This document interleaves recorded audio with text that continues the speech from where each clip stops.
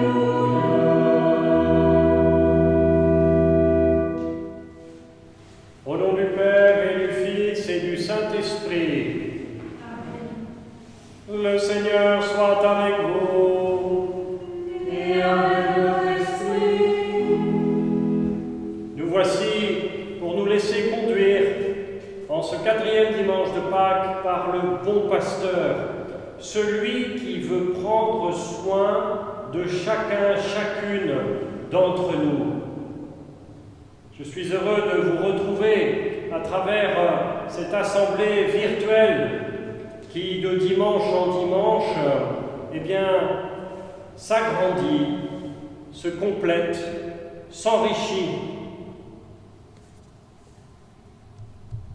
Laissons-nous rejoindre par ce Christ qui veut prendre soin de nous. Il veut nous faire miséricorde une fois de plus. Accueillons-le.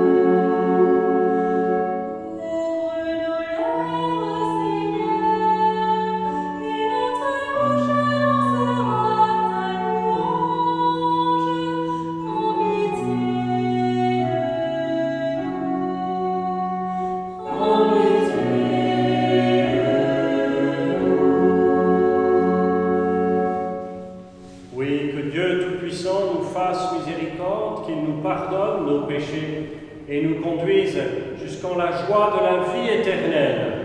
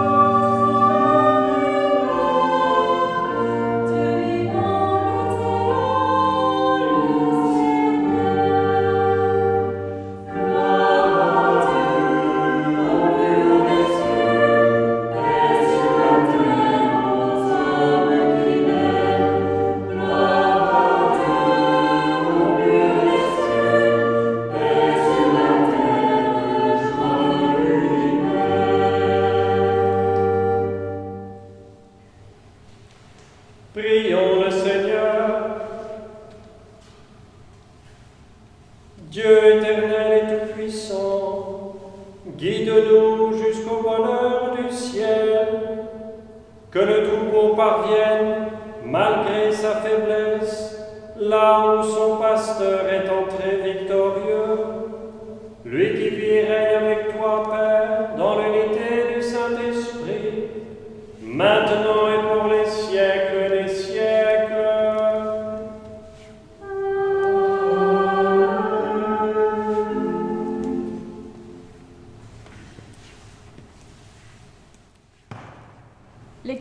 livre des Actes des Apôtres. Le jour de la Pentecôte, Pierre, debout avec les 11 apôtres, éleva la voix et fit cette déclaration. Que toute la maison d'Israël le sache donc avec certitude. Dieu l'a fait Seigneur et Christ, ce Jésus que vous aviez crucifié. Les auditeurs furent touchés au cœur. Ils dirent à Pierre et aux autres apôtres, « Frères, que devons-nous faire ?» Pierre leur répondit, « Convertissez-vous, et que chacun de vous soit baptisé au nom de Jésus-Christ pour le pardon de ses péchés. Vous recevrez alors le don du Saint-Esprit.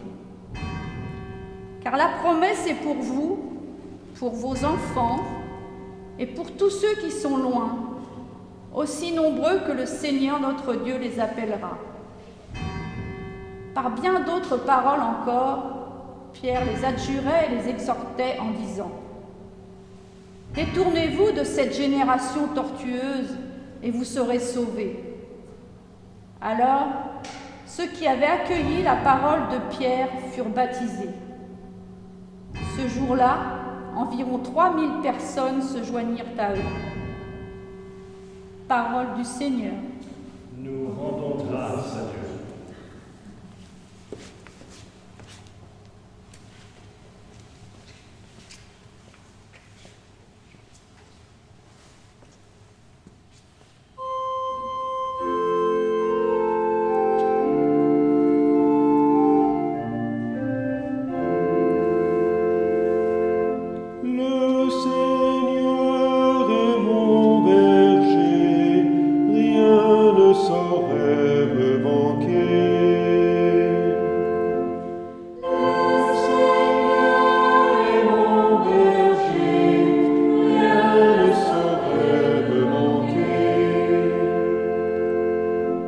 Le Seigneur est mon berger, je ne manque de rien.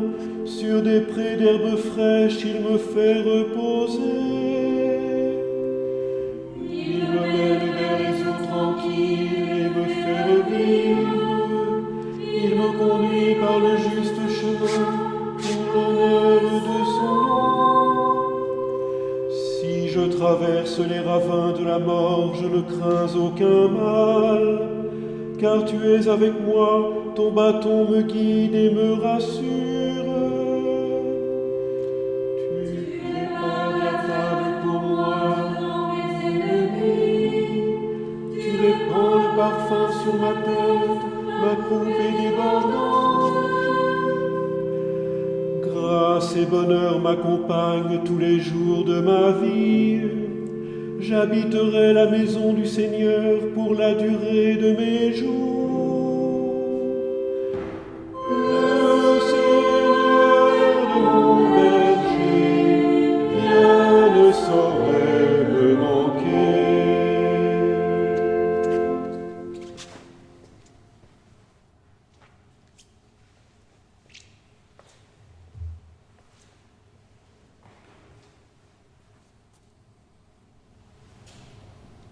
Lecture de la première lettre de Saint Pierre apôtre. Bien-aimés, si vous supportez la souffrance pour avoir fait le bien, c'est une grâce aux yeux de Dieu. C'est bien à cela que vous avez été appelés, car c'est pour vous que le Christ, lui aussi, a souffert.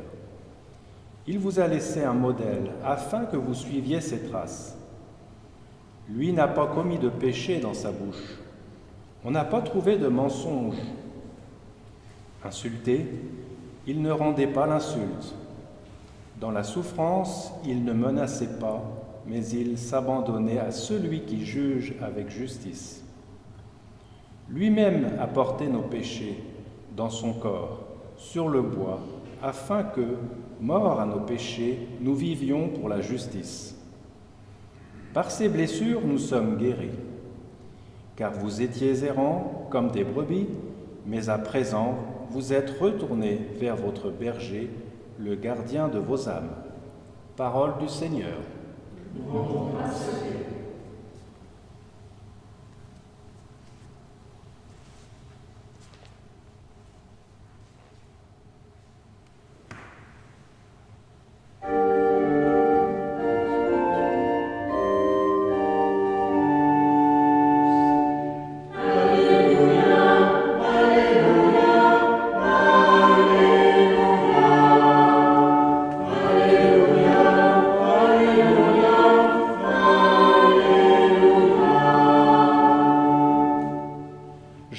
suis le bon pasteur, dit le Seigneur. Je connais mes brebis et mes brebis me connaissent.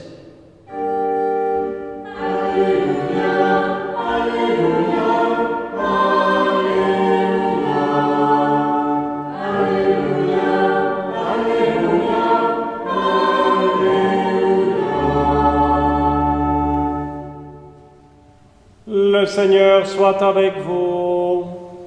Et avec votre esprit. Évangile de Jésus-Christ selon saint Jean. Gloire à toi, Seigneur. En ce temps-là, Jésus déclara « Amen, Amen, je vous le dis. Celui qui entre dans l'enclos des brebis sans passer par la porte, mais qui escalade par un autre endroit, celui-là est un voleur et un bandit. Celui qui entre par la porte, c'est le pasteur, le berger des brebis. Le portier lui ouvre, et les brebis écoutent sa voix. Ces brebis à lui, il les appelle chacune par son nom, et il les fait sortir. Quand il a poussé dehors toutes les siennes, il marche à leur tête, et les brebis le suivent, car elles connaissent sa voix. Jamais elles ne suivront un étranger, mais elles s'enfuiront loin de lui, car elles ne connaissent pas la voix des étrangers. Jésus employa cette image pour s'adresser aux pharisiens, mais eux ne comprirent pas de quoi il leur parlait. C'est pourquoi Jésus reprit la parole. « Amen, Amen, je vous le dis, moi je suis la porte des brebis. Tous ceux qui sont venus avant moi sont des voleurs et des bandits, mais les brebis ne les ont pas écoutés. Moi je suis la porte. Si quelqu'un entre en passant par moi, il sera sauvé. Il pourra entrer, il pourra sortir et trouver un pâturage.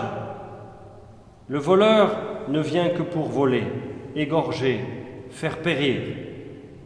Moi, je suis venu pour que les brebis aient la vie en abondance. Acclamons la parole de Dieu. Louange à toi, Seigneur Jésus.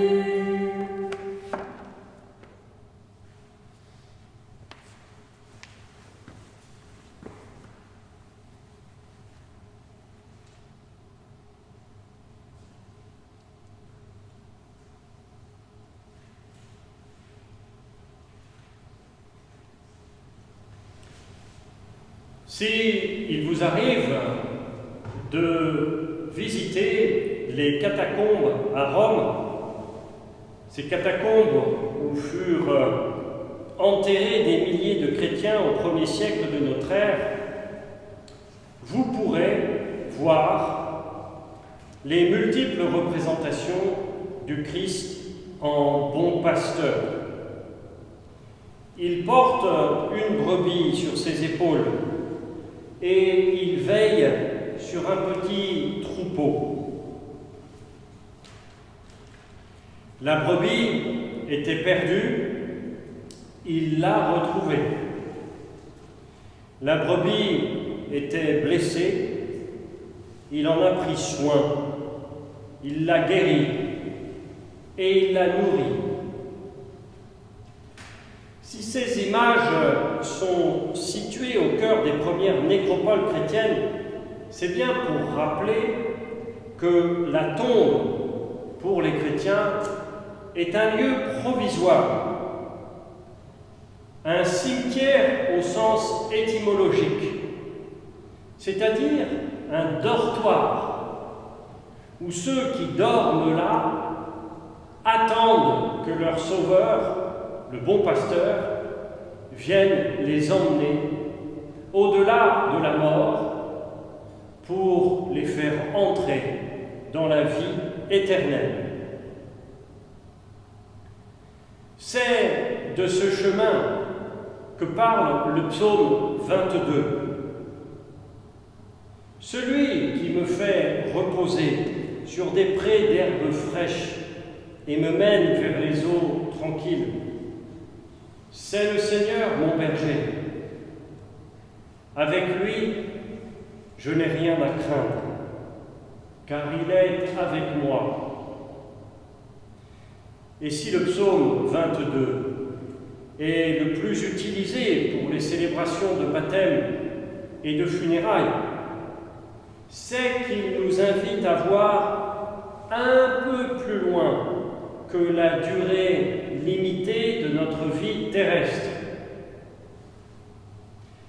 Le bon pasteur, en ce dimanche, nous invite à prendre la juste mesure de nos jours. Il nous invite surtout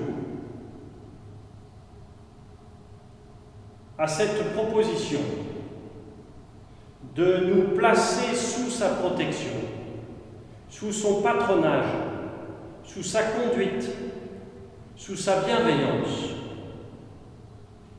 En un mot, il nous invite à prendre au sérieux notre baptême et à le faire vivre dans la grâce qu'il nous procure, à savoir être membre du corps du Christ. Le baptême ne donne aucune immunité contre les maladies d'hier et d'aujourd'hui, mais il nous assure de franchir les ravins de la mort.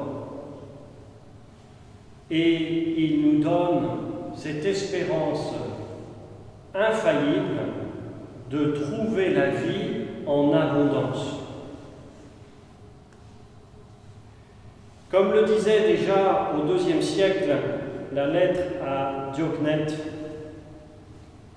les chrétiens passent leur vie sur la terre, mais ils sont citoyens du ciel. Ils obéissent aux lois établies, mais leur manière de vivre est plus parfaite que les lois. Nous autres chrétiens respectons, bien sûr, les institutions civiles, mais nous ne mettons pas là notre espérance. Nous œuvrons avec d'autres pour un avenir meilleur, plus sécurisé, mais notre vie n'appartiendra jamais à quelque compagnie d'assurance ou quelque médecin que ce soit, aussi bonne fussent-elles. Aussi, ne soyons pas dupes, frères et sœurs. Ne nous laissons pas voler notre liberté intérieure. Sachons en qui nous mettons notre confiance. Le salut ne viendra pas d'un État qui n'a plus de providentiel que le nom. Aucune assurance ne vous garantira la résurrection. Préservons-nous des fausses sécurités que l'industrie pharmaceutique voudrait nous faire miroiter aujourd'hui ou dans quelques années. Comme les apôtres, comme les chrétiens des premiers siècles, et avec eux leurs très nombreux martyrs, mettons notre confiance dans le véritable pasteur qu'est Jésus, le Christ ressuscité. Elle est là notre vocation de baptiser. La vie de chaque prêtre, la vie de chaque couple chrétien, comme de chaque personne consacrée au Seigneur, nous remet devant cette réalité essentielle. La vie en abondance nous est offerte en Jésus-Christ. Que notre témoignage soit à la hauteur de cette vocation. C'est sur lui, le Christ, et lui seul que nous sommes appelés à fonder notre vie. Amen.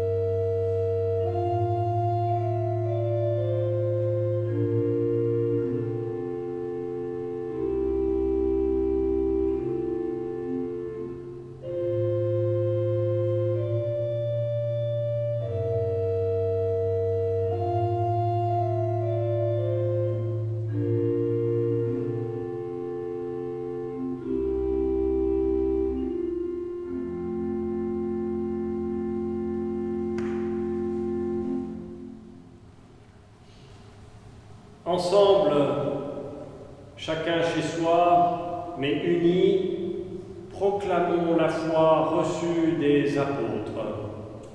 Je crois en Dieu, le Père Tout-Puissant, Créateur du ciel et de la terre, et en Jésus-Christ, son Fils unique, notre Seigneur, qui a été conçu Saint-Esprit, et est né de la Vierge Marie, sa sœur Ponce Pilate, a été crucifié, est mort et a été enseveli, est descendu aux enfers, le troisième jour est ressuscité des morts, est monté aux cieux, est assis à la droite de Dieu le Père Tout-Puissant, d'où il viendra juger les vivants et les morts. Je crois en l'Esprit Saint, à la Sainte Église catholique, à la communion des saints, à la rémission des péchés, à la résurrection de la chair, à la vie éternelle.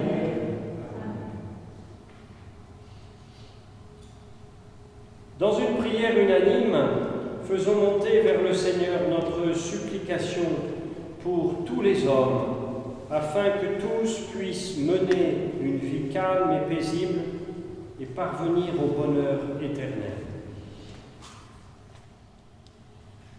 En ces temps incertains, ravive en nous la conscience de la grâce de notre baptême et aide-nous à nous en montrer toujours plus dignes dans nos paroles et dans nos actes.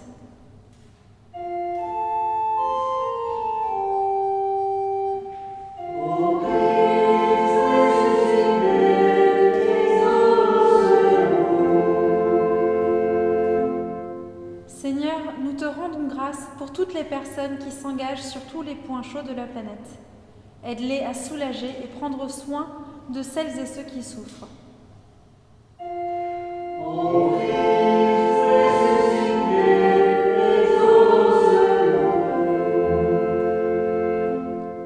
Seigneur, nous te rendons grâce pour la beauté du sacrement de mariage. Comble de grâce chaque couple durant ce temps de confinement.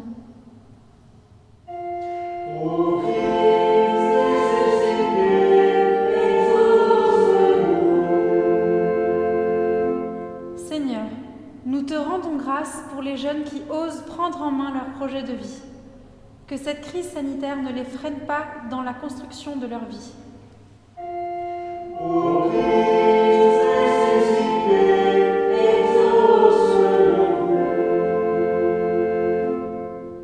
Seigneur, nous te rendons grâce pour la présence des religieuses et des religieuses, ainsi que tous les consacrés hommes et femmes. Durant ce mois, nous prions spécialement pour les diacres, qu'ils soient fidèles à leur charisme au service de la parole et des pauvres, et qu'ils soient un signe stimulant pour toute l'Église.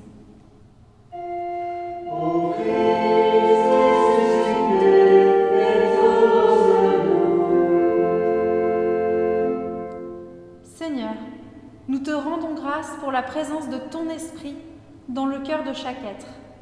Que cet esprit donne désir, courage et confiance à tous ceux qui n'arrivent pas à donner forme à leur vie.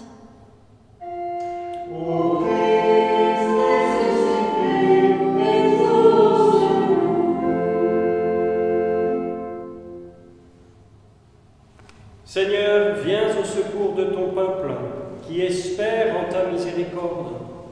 Que ta puissance le soutienne en cette vie et le conduise aux joies de l'éternité. Par Jésus le Christ notre Seigneur.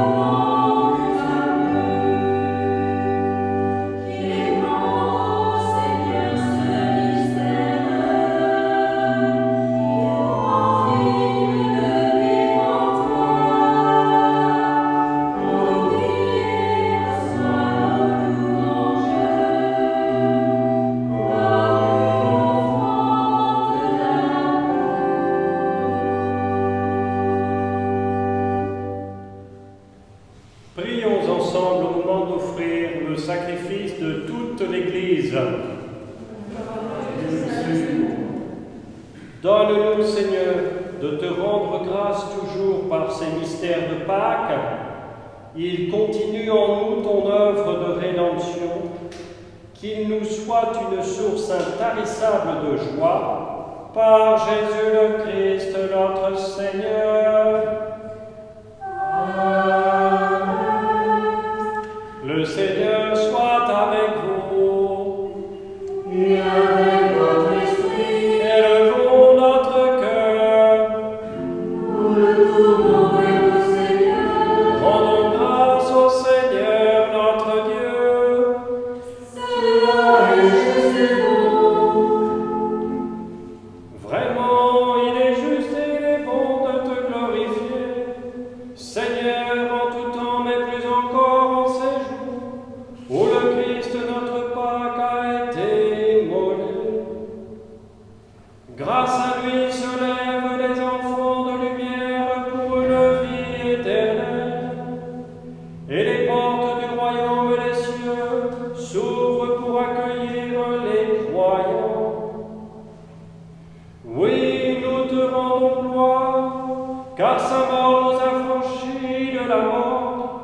et dans le mystère de sa résurrection, chacun de nous est déjà ressuscité.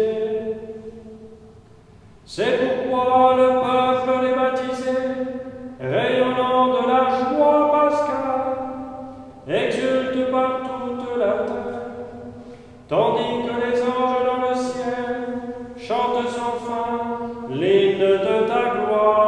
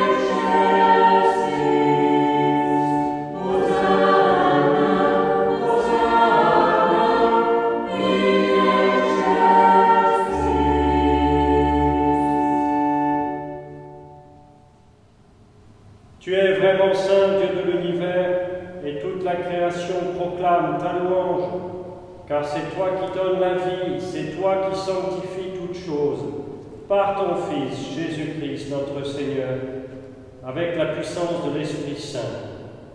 Et tu ne cesses de rassembler ton peuple, afin qu'il te présente partout dans le monde une offrande pure.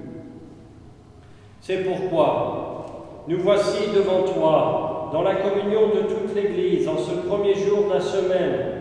Nous célébrons le jour où le Christ est ressuscité d'entre les morts.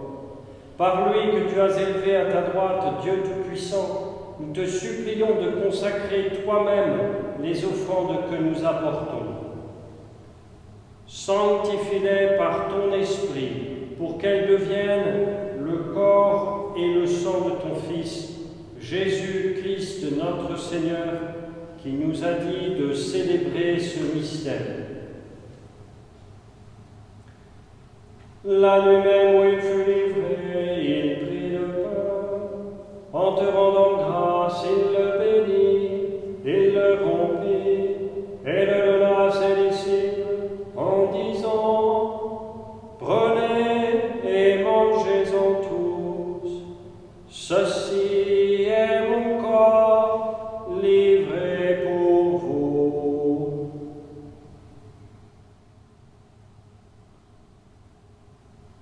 Corps de Christ livré pour nous. Corps de Christ livré pour nous.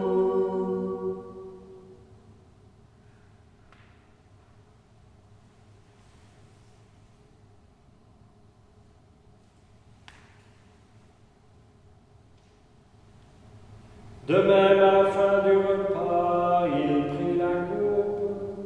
En te rendant grâce, il la bénit et la donna à ses disciples en disant, « Prenez et buvez-en tous, car ceci est la coupe de mon sang, le sang de l'alliance nouvelle et éternelle, qui sera versé pour vous et pour la multitude, en rémission des péchés. Vous ferez cela en mémoire de moi. » Sang de Christ versé pour nous. Sang de Christ versé pour nous.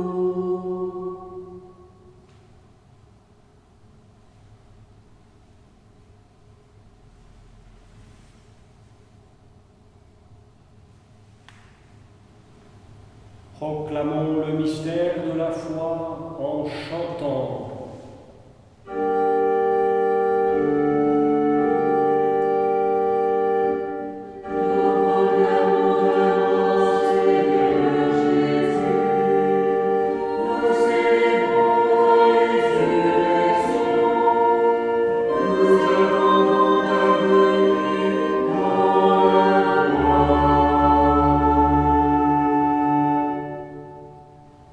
En faisant mémoire de ton Fils, de sa passion qui nous sauve, de sa glorieuse résurrection et de son ascension dans le ciel, alors que nous attendons son dernier avènement, nous présentons cette offrande vivante et sainte pour te rendre grâce. Regarde, Seigneur, le sacrifice de ton Église et daigne reconnaître celui de ton Fils qui nous a rétablis dans ton alliance. Quand nous serons nourris de son corps et de son sang et remplis de l'Esprit Saint, accorde-nous d'être un seul corps et un seul esprit dans le Christ. Que l'Esprit Saint fasse de nous une éternelle offrande à ta gloire, pour que nous obtenions un jour les biens du monde à venir, auprès de la Vierge Marie, la bienheureuse Mère de Dieu, de Saint Joseph avec les apôtres, les martyrs, et tous les saints qui ne cessent d'intercéder pour nous. Et maintenant, nous te supplions, Seigneur, par le sacrifice qui nous réconcilie avec toi, étends au monde entier le salut et la paix. Affermis la foi et la charité de ton Église au long de son chemin sur la terre. Veille sur ton serviteur, le pape François, et notre évêque Jean-Luc, l'ensemble des évêques, les prêtres, les diacres et tout le peuple des rachetés. Écoute les prières de ta famille assemblée devant toi et ramène à toi, Père très aimant, tous tes enfants dispersés. Pour nos frères et sœurs défunts, en particulier pour Martine Lefebvre, Jean Robert, Marie-France Prévert, et pour Yvonne Martinez, que nous avons accompagné de la prière de l'Église cette semaine, mais aussi pour tous ceux qui sont confiés à notre prière, Thérèse Vasselin, Colette Miquet-Marty, Bernard Gancel, tous les défunts des familles Monteil et Gancel, et Marcel Dupricu, et pour tous les hommes qui ont quitté ce monde et dont tu connais la droiture, nous te prions. Reçois-les dans ton royaume, où nous espérons être comblés de ta gloire, tous ensemble et pour l'éternité, par le Christ notre Seigneur, par qui tu donnes au monde toute grâce et tout bien. Par lui, avec lui, en lui.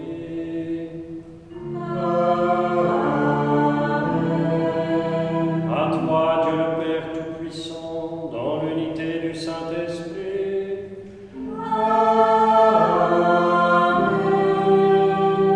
Tout honneur et toute gloire pour les siècles des siècles.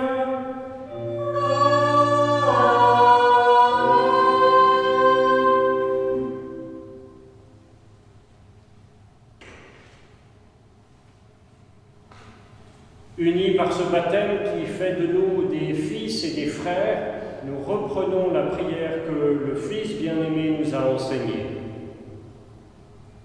Notre Père, qui es aux cieux, que ton nom soit sanctifié, que ton règne vienne, que ta volonté soit faite sur la terre comme au ciel. Donne-nous aujourd'hui notre pain de ce jour. Pardonne-nous nos offenses, comme nous pardonnons aussi à ceux qui nous ont offensés, et ne nous laisse pas entrer en tentation, mais délivre-nous du mal, car c'est à toi qu'appartiennent le règne, la puissance et la gloire pour les siècles des siècles. Seigneur Jésus-Christ, tu as dit à tes apôtres, je vous laisse la paix, je vous donne ma paix. Ne regarde pas nos péchés, mais la foi de ton Église.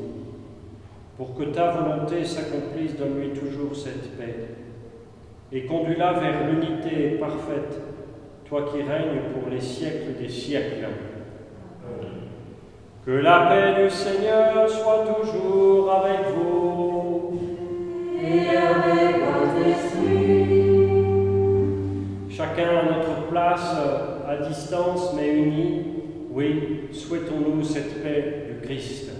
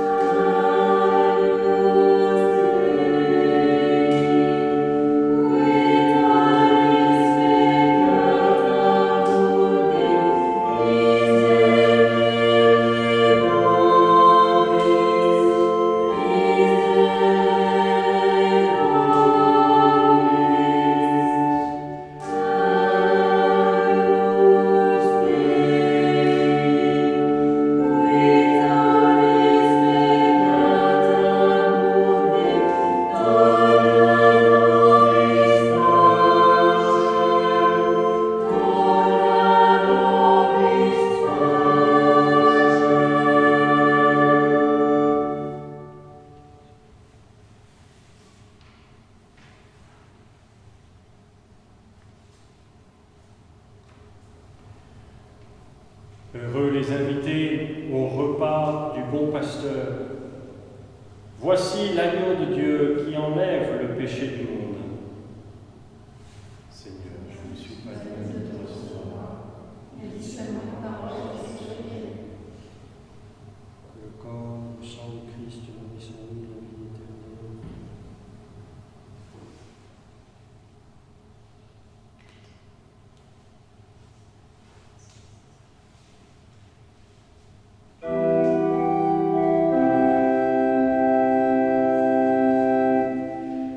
Amen.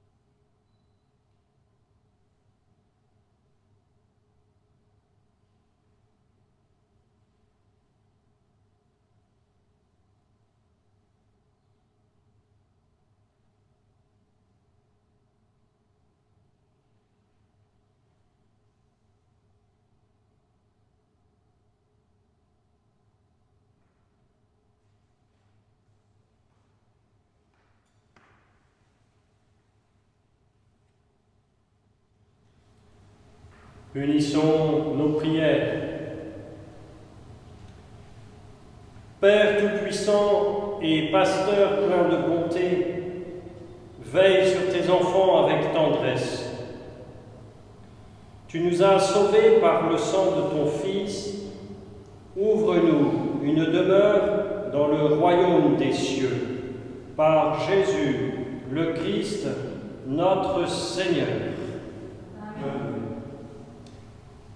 Voilà quelques annonces pour la semaine à venir. D'abord, merci à celles et ceux qui ont envoyé des messages de soutien à la maison de retraite de la Pommeraye. Ils ont été remis aux personnes résidentes de cette maison de retraite à Cricto. Cette semaine qui vient, eh bien, je vous invite à vous investir dans l'opération « J'aime mes commerçants ». Et vous allez leur faire savoir. Vous trouverez sur notre site internet un petit encart avec écrit dessus « J'aime mes commerçants ». Eh bien, si vous voulez participer dans votre village, dans votre commune, vous imprimez le petit encart.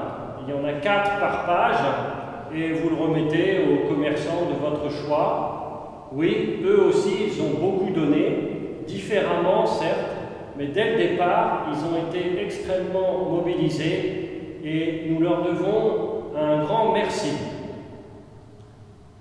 Vous retrouverez donc sur notre site internet cette messe et bien sûr les témoignages sur les vocations que j'évoquais juste avant de la commencer. Une édition, on va dire, longue, une version longue, est aussi en ligne. Voilà, je vous invite à rejoindre aussi notre assemblée virtuelle. Je vois bien sur les photos qu'il y a beaucoup de gens de notre paroisse, mais qu'il y a aussi des gens qui nous rejoignent en ces temps particuliers de confinement, qu'ils soient les bienvenus. Je pense cette semaine aux anciens de mon école qui m'ont fait signe la semaine dernière. Je les ai invités à m'envoyer leurs photos et voilà, il y en a quelques-uns qui sont arrivés, ils se reconnaîtront sur le dernier rang de cette église. Voilà. Et puis, il faut tenir bon encore quelques semaines, mais il faut déjà préparer de manière responsable le déconfinement. Alors, peut-être vous avez déjà commencé à le faire, notamment en produisant des petits masques. Eh bien, continuez, fabriquez-les, ou alors cherchez à vous en procurer. Il y a plein de modèles différents. Il y a le simple, le standard, le médical,